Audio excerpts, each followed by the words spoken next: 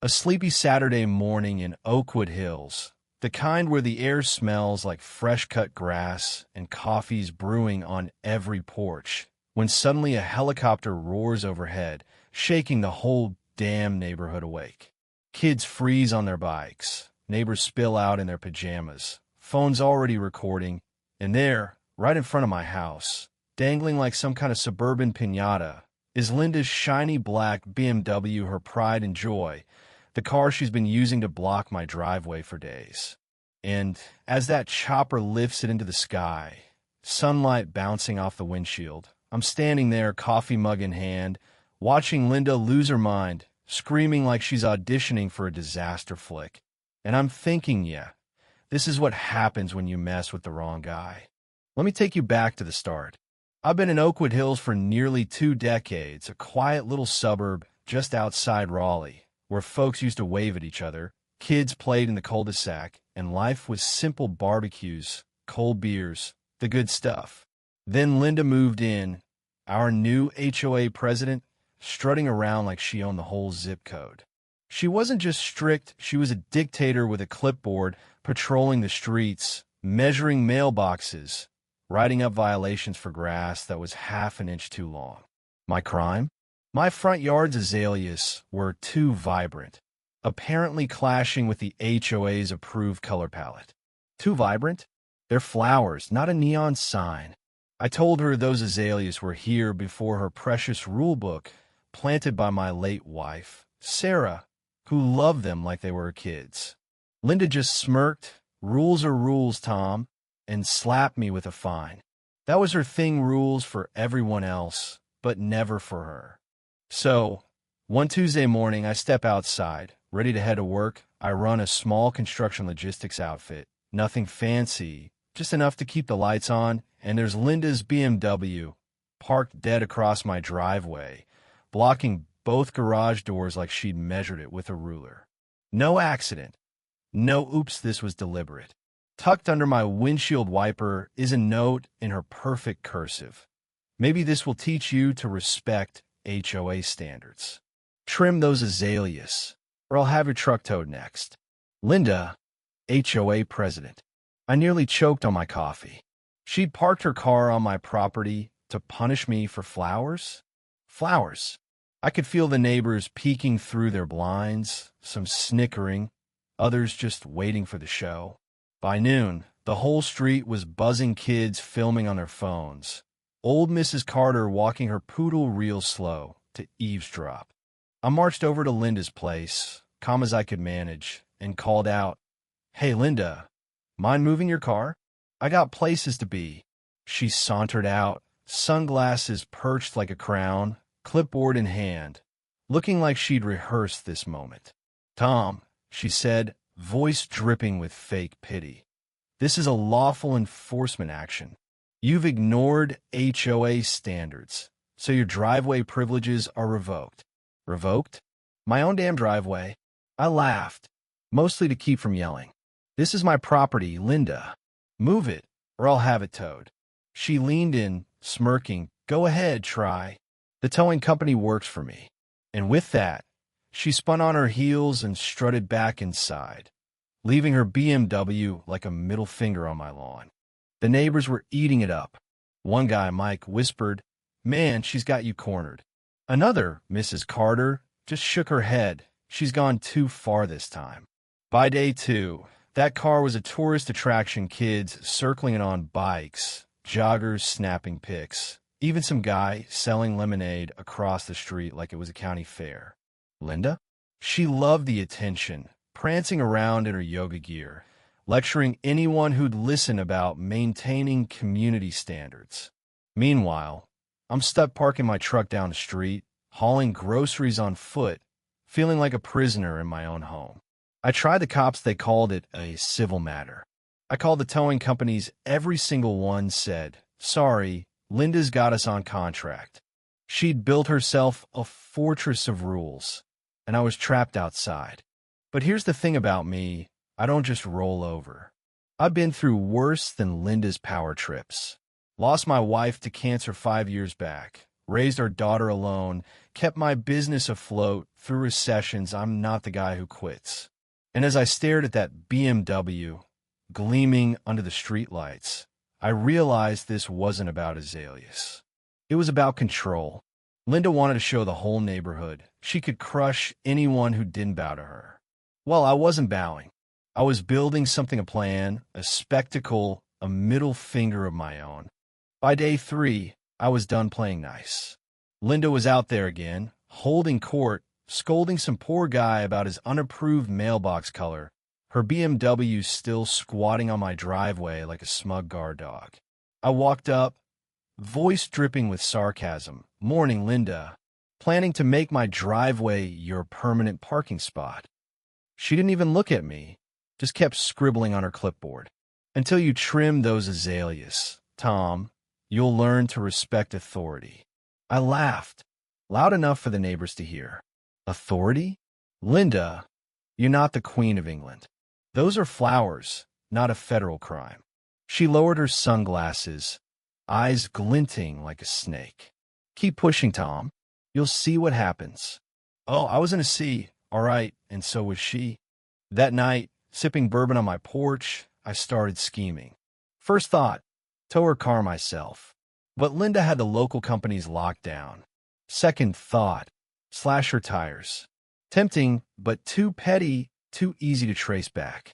No, I needed something bigger, something that'd make her regret ever crossing me. Then it hit me an old buddy, Jake Chopper Malone, from my contracting days. Jake ran a heavy lift helicopter service, the kind that hauls steel beams and shipping containers. If anyone could move a car without scratching the paint, it was him. I called him up, laid out the situation. "A car," he laughed. "My birds lift cranes, Tom, not BMWs." "It's not just any car," I said. "It's illegally parked on my property, and I want it gone in style." He paused, then chuckled. "Send me the address." This I gotta see. Legally, I had to be airtight. Linda was the type to sue over a scratch fender. So I dug into the city codes. Turns out, parking across someone's driveway is straight-up trespassing. I had photos, witnesses, even that smug note of hers. I ran it by a lawyer friend over beers. "Technically, it's your call," he said, grinning. "Just don't drop it on her house." I smirked. "What about a lawn?" He raised an eyebrow. "Get permission, and it's your show." Permission, that was the key. See, Linda wasn't working alone. She had a buddy in high places. Mayor Randall Tate, a slick politician who let her run wild in exchange for campaign donations. Rumor was they golfed together, swapped favors, turned our neighborhood into her personal fiefdom. So we're better to drop her precious BMW than right on his pristine country club lawn. It was poetic, her weapon of control, plopped like a spoiled kid's toy in front of the guy who'd enabled her. Saturday morning, I played it cool, sipping coffee, picking up the newspaper I don't even subscribe to, giving Linda my best defeated shrug. She was out there, sipping some green smoothie, smirking like she'd already won. "Learning to comply yet, Tom?" she called. I just waved. "Guess I'll mow around your car today." Inside, my heart was racing. Jake texted at 6:30. "Chopper's ready. Eta vederatsi 00. Clear skies. Let's make history." I dropped hints to a few neighbors, old Mrs. Carter, Mike, a couple others. "Keep your phones ready around 9, I said. Mrs. Carter winked like she was in on a heist. At 8:52, the first thump of rotors echoed over the horizon. Dogs barked, heads turned, coffee mugs froze. Linda squinted, annoyed, muttering about noise violations. Then Jake's chopper crested the trees, a beast of a machine, blades slicing the air like thunder. The whole cul-de-sac went nuts, phones up, kids screaming, neighbors spilling out like it was a block party. Linda screeched, "This is a residential area? Who authorized this?" Then Jake's crew dropped down, fast and slick, hooking chains around her BMW like they were rigging a tank. Linda lost it, charging forward, bathrobe flapping, screaming, "That's my car. I'm the HOA president. You can't do this." But the chains were locked, the chopper roared, and up went her BMW, dangling like a trophy in the morning light. The crowd went wild, cheering, laughing, filming every second. Mrs. Carter yelled, "Looks like your car is finally off the street. Linda!" Linda fell to her knees, shrieking, "This is illegal. I'll sue you all." But I had my paperwork, my proof, and a neighborhood full of witnesses. I stood on my porch, coffee in hand, watching her empire lift off. The BMW swayed, sunlight glinting off its hood, and for a moment, it was beautiful like some kind of suburban art installation. Linda chased it down the street, slippers slapping, screaming my name like a curse. I raised my mug. "Good morning, Linda." But the real magic was where that car was headed. See, the neighbors thought it was going to an impound lot, maybe a field somewhere. They didn't know Jake was flying it straight to Mayor Tate's estate, where he was hosting a fancy brunch for Raleigh's Big Shots council members, donors, the whole champagne and caviar crowd. Picture it, string quartet playing, mimosas clinking, then the chopper shadow falls.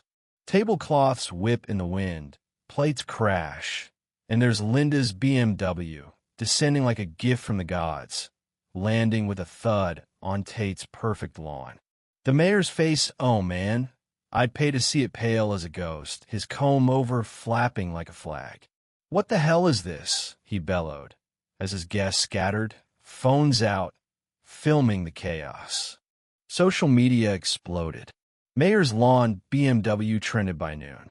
Memes popped up faster than weeds. Linda's face photoshopped onto screaming goats.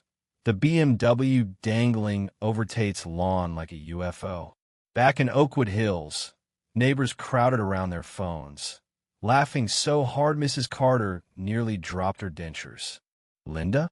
She was on the phone with Tate, screaming, "They stole my car. It's on your lawn."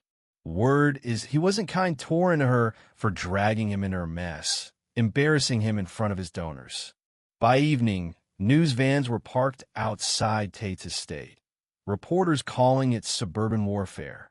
Linda tried to spin it, shrieking about domestic terrorism, but nobody bought it.